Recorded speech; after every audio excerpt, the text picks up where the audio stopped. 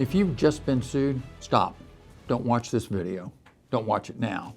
Go watch the first video on this channel about the 5 things to do if you've just been sued. My name's Jim Edwards and I'm a medical malpractice defense attorney.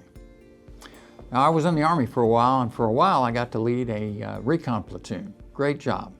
But we spent a lot of time looking at the terrain and studying the maps. And what I'd like to do here is tell you about the terrain, the maps of medical malpractice law, what they have to prove to make a case against you.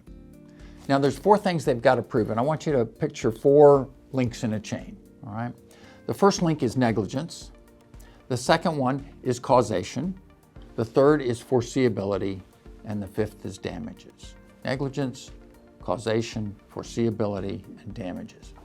Now, they have to prove all 4 of these things. Proving 3 of them won't do the job. It's kind of like tic-tac-toe. You don't win if you get 2 X's or 2 O's. You got to get all 3. Now, in this case, they've got to get all 4. And the first one is negligence. Now, negligence is defined in the law as a failure to exercise ordinary care. A failure to exercise ordinary care. Now, that's ordinary care, not good care, great care, or perfect care. But it's got to be a failure to exercise simply ordinary care. And what's ordinary care? Well, ordinary care is doing something that a reasonably prudent practitioner of the same specialty would not do under the same or similar circumstances. Or it can be failing to do something that a reasonably prudent practitioner of the same or similar specialty would do under the same or similar circumstances.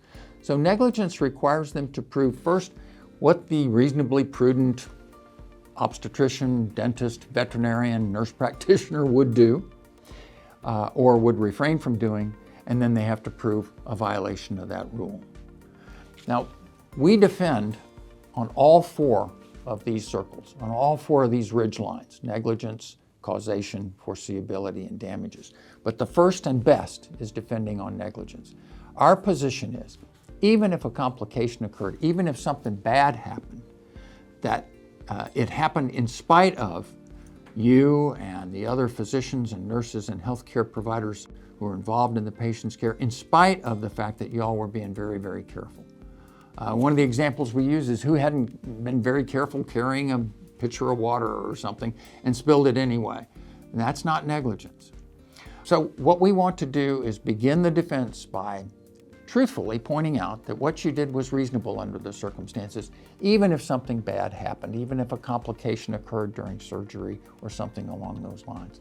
Now, the second requirement is causation.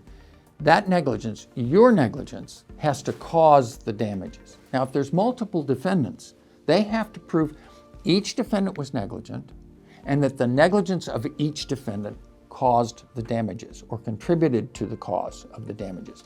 And they have to be what's called a but-for cause. That is, but for the negligence of the defendant, of you, these damages would not have occurred. Now, causation can be a difficult link. You can have a situation where a healthcare provider, a physician, was negligent, but that negligence didn't cause the injury. That's a tough case to defend. Once a jury becomes convinced that the doctor or nurse or whoever was negligent, you may not be able to get them to listen to too much of an argument on causation. But we argue on each of these points because frequently we've got very strong arguments that there was no negligence here. Yes, something bad happened, otherwise there wouldn't be a lawsuit, but it wasn't due to any negligence. And our position is that whatever the plaintiff is claiming was negligent did not cause this particular injury. It would have happened anyway, or it was caused by the patient's lifestyle and diet choices for the last 40 years. Now, the third requirement after negligence and causation is foreseeability. The plaintiff's attorney has to prove that at the time of the act or the omission that was allegedly negligent, a reasonably prudent provider would have been able to foresee that these kinds of damages would occur. In cases where whatever happened was exceedingly rare, that's a strong defense. I had a case once where the event that occurred happened about 4 times out of every 100,000 occurrences. It's pretty hard to foresee that something like that might happen, and it makes for a strong argument for us. The fourth thing is damages. They have to prove not just what the patient suffered or what the damages were, but they have to prove that the damages were caused by the negligence. So you can have a situation where a patient had a bad outcome or had a complication or something other untoward happens, but it had nothing to do with negligence. And in that case, we argued to the jury that the answer to the question about damages, about how much damages were caused by the negligence of the defendant, the answer to that is none. Now, we know that the patient suffered some harm or suffered some injury, and we're sympathetic to that, but it wasn't due to any negligence. So those are the 4 things that they have to prove against us, and we fight on every one of those. And your defense attorney, whether retained by the insurance company or personal counsel, will defend on each one of those 4 points. The next video is going to talk to you about the process of litigation, what happens during a lawsuit, how things progress, and what the demands on your time will be by your defense attorney. If this has been helpful to you, I'm glad.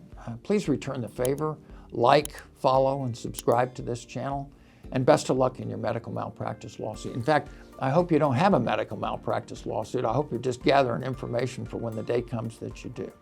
Thank you.